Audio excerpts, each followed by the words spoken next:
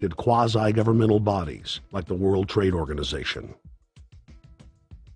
Number 9, Obama must convincingly play the part of the president and convince the people of the United States that the buck actually stops with him. This is critical to the globalist master plan, because in 4 to 8 years, Obama must take the blame, as Bush did, for the New World Order's horrific agenda. At that point, the elite will put a new puppet in the ceremonial seat of power and build him up as the savior, only to tear them down again. And so the process is repeated over and over. For their program to work, it is essential that the people not learn that the presidency is now nothing more than theater, because if they did, the people would stop looking at the pawns and start looking for the king. Through this system of deceit, the elite's criminal agenda can continue forever because the people waste all of their political energy debating the media spectacle instead of investigating the globalist agenda. Number 10, it's Obama's job to sell the public on globalist policies that aren't in the people's best interest. But the overlords have many salesmen. His most important function is to protect the criminal oligarchs from prosecution while they loot the economy worldwide, start new wars, and engage in torture. They're called Generation O, and they were the key to Barack Obama's White House win. During the campaign, Barack Obama used the internet like no other candidate before him, harnessing the energy of millions of his supporters. But the question now is, what to do with this young, eager, energetic army? This gives Barack Obama and his administration contact information for so many people, so next time he needs to push his legislation, he can contact all these people. Kennedy-esque. I feel as though this was like when John F. Kennedy was elected. Shouting, smiles, and tears.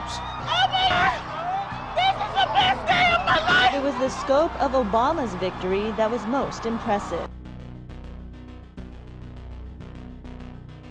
I saw a photograph of Obama playing basketball, and I said, you know what? I see him as a leader, and that's the world that's in his hands. Own a piece of history, commemorating the day the world changed forever. His confident smile and kind eyes are an inspiration to us all. In summation, Barack Obama is a Madison Avenue created fad. All of the crazed Obama worship, being pushed by the corporate media, is scientifically designed to capture the public in a net of peer pressure mass euphoria. If the New World Order can just distract the public for a few more years, the elite can finish constructing their police state control grid. Now, a lot of times, we don't want to know the issue. Right. We don't want to know the issue. We feel, what do you call this thing where you get this false sense of gratification, but because a black man is in office, everything's going to be all right. No, everything's not going to be all right. Yeah. Until you look into the agenda and what the Democratic Party has been about, is about, and will be about, regardless if Barack Obama is the president or not. And that's real.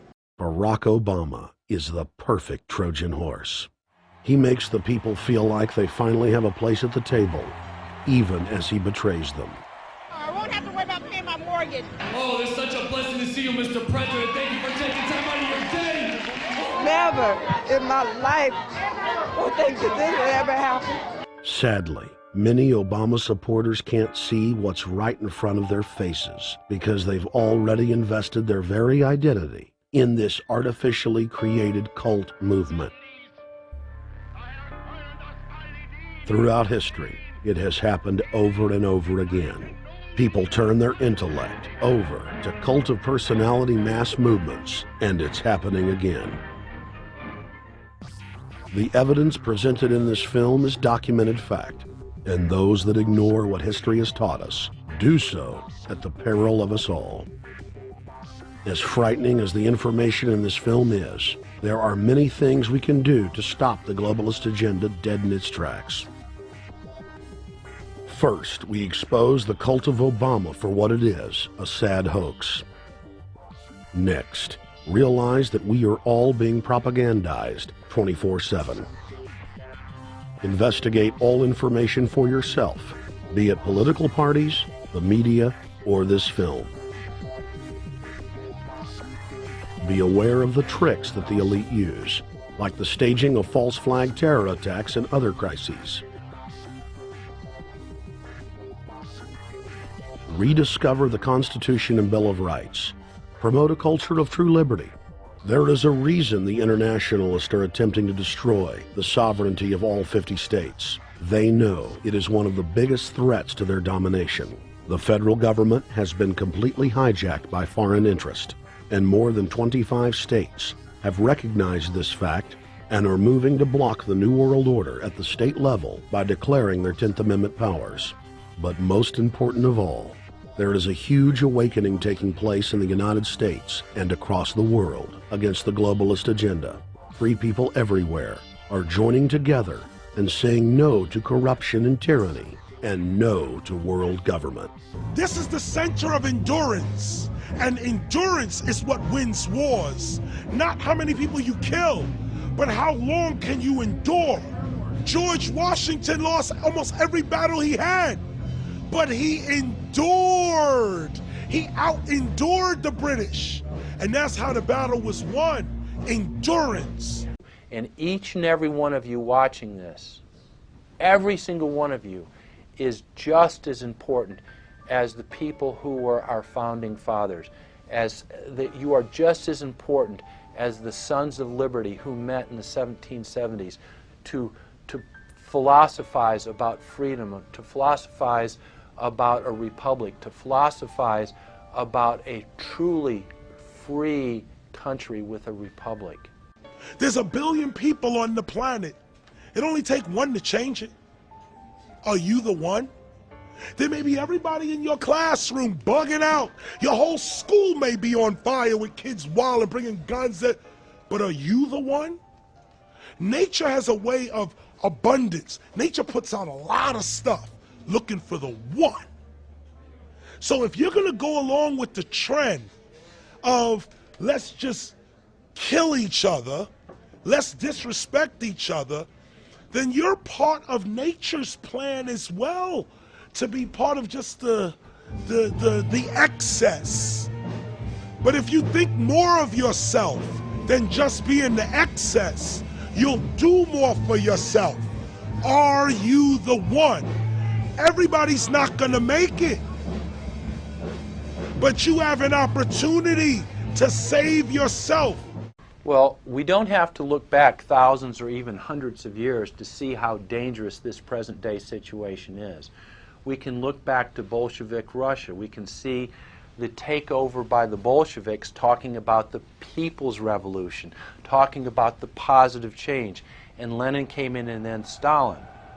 The fact is that over 40 million Russians between 1925 and 1940, good Russians, people who were Christians, people who had their own businesses, people who were educated, they were exterminated because they had their own business, because they were educated, because they believed in God's law. We can look over at Germany. Germany was in a very, very terrible economic situation, and this very charismatic leader called Adolf Hitler comes in. He makes the roads good, and he promises a better life for the people. And within 10 years, you see a completely nationalized, centralized, dictatorial situation where millions and millions of people were exterminated. And then we can go to Maoist China. Mao came in, he promised change, he promised a better life, and within 5 years, 60 million Chinese were exterminated. They don't teach that.